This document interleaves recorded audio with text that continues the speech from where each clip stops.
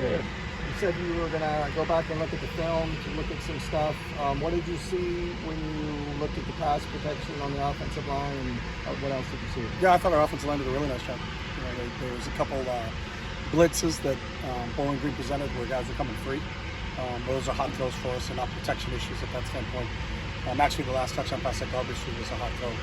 He read the hot correctly and got the ball off to Josiah and made a nice play on the perimeter. So, but our guys did a really good job. The punt block, was that just not picking up? It's a communication issue. Okay. I don't know how we're going to block that. There was so clear that up. The attendance at the game was an all-time low.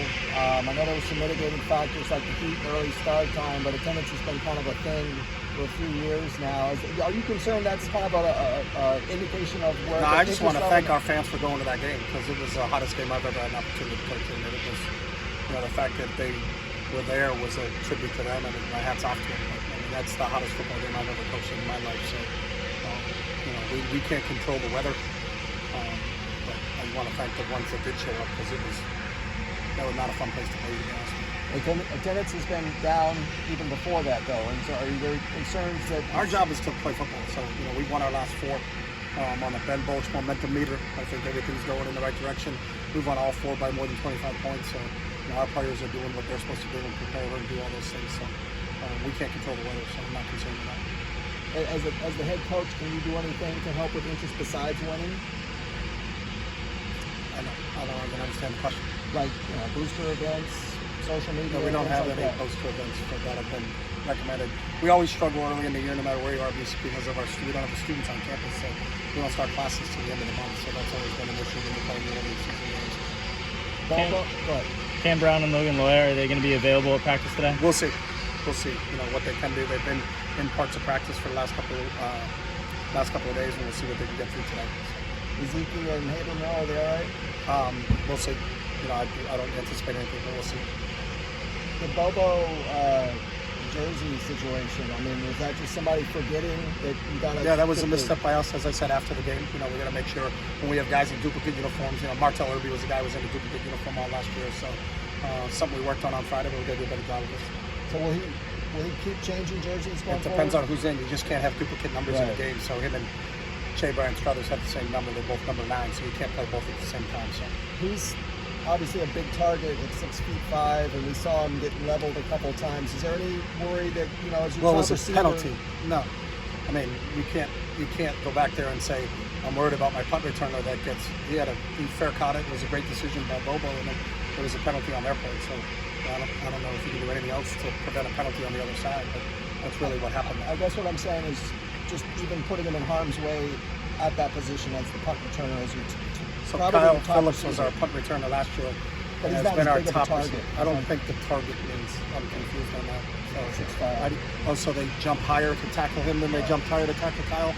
They're football players. It's part of the game. If you're concerned with a guy getting a productive player the ball in their hands, that's how it is, and we've had a ton of success.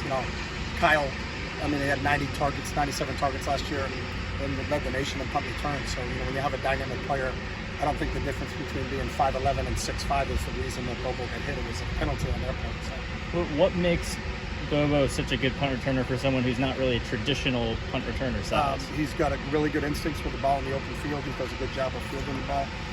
Has proven to us over time that he's our best punt returner.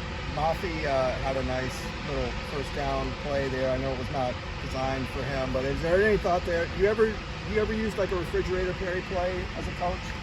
What? A refrigerator Perry, running the ball with a big guy like that? No, we haven't. They're ineligible number-wise in college football, so there's a number issue in college football. In the pros, you can declare a guy eligible, so you can't hand the ball off to a number 56 in college. That's illegal in college football. So in the NFL, when they did it, they declared number 72 is now eligible. They do it in every NFL game when you watch them on Sundays. If they have to use a lineman as a tight end or a running back, they tell the defense. In college football, anybody numbered 50 to 79 cannot be handed or thrown a football. So that's illegal. So it can't be a big play at the college level.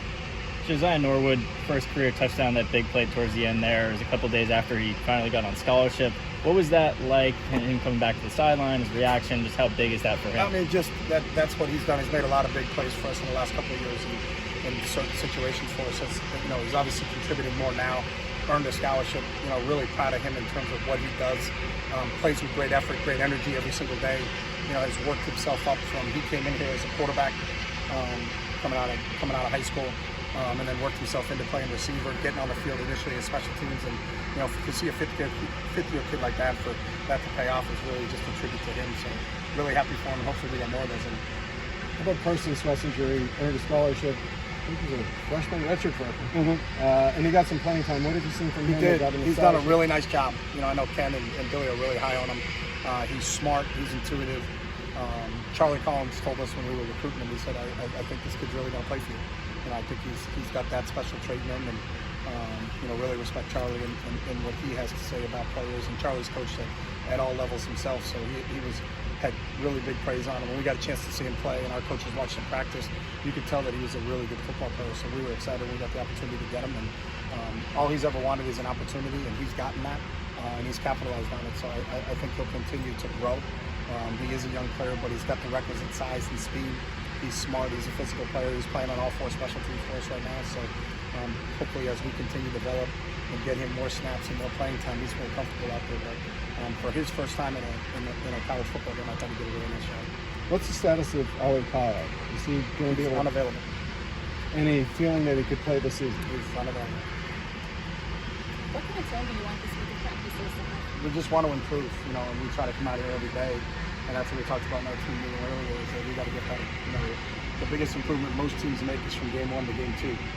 So we have a lot of things we have to clean up from last Saturday, but we had an opportunity to get them on film, go over them in our meeting sessions, and now get back out on the practice field and make the necessary corrections, and then obviously put our installs in for our next opponent. But it's really the same schedule that we have every week, but our Mondays are always about improvement. Can we be a little bit better today than we were on Saturday, and continue to grow as a group? So as I told the guys after the game, I hope Saturday is the worst game we played all year, and that means we're progressing every game and we continue to grow. So, you don't want to be the same team at the end of the year that you were at the beginning of the year. You want to hope that there's improvement every time.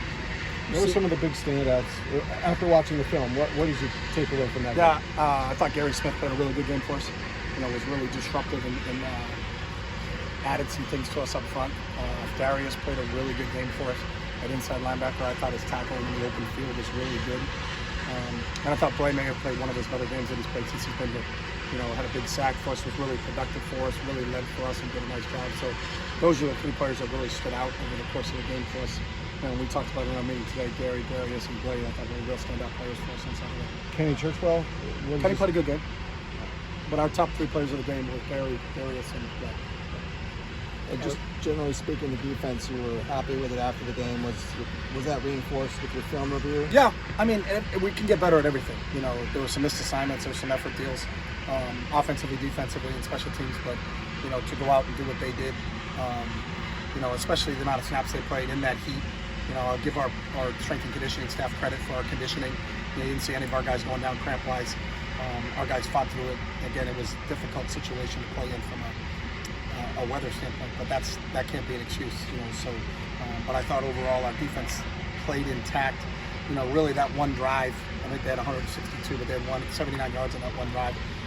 We can clean up some tackling things, and that's kind of a goal for what we got to get better at this week is cleaning up some of the tackling things. But I thought as a group and as a unit, they played pretty well together. Jazz Allen was a big factor in the passing game on Saturday. What kind of development have you seen from that part of him during the time you've had him? Yeah, he's starting to learn the nuances of the game. Playing wide out, he's always been a running back, and as he transitioned last year, the subtleties and the difference. He's very dynamic with the ball in his hands, but understanding leverages of the defenses and how they're trying to play you, where they're trying to force you, how you can get across, how do you beat somebody across the surface, some of the little subtle things that I think you have to do to be a really, really good receiver.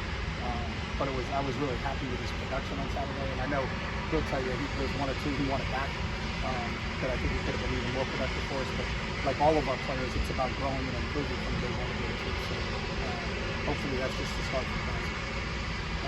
Thank you. Thanks, guys.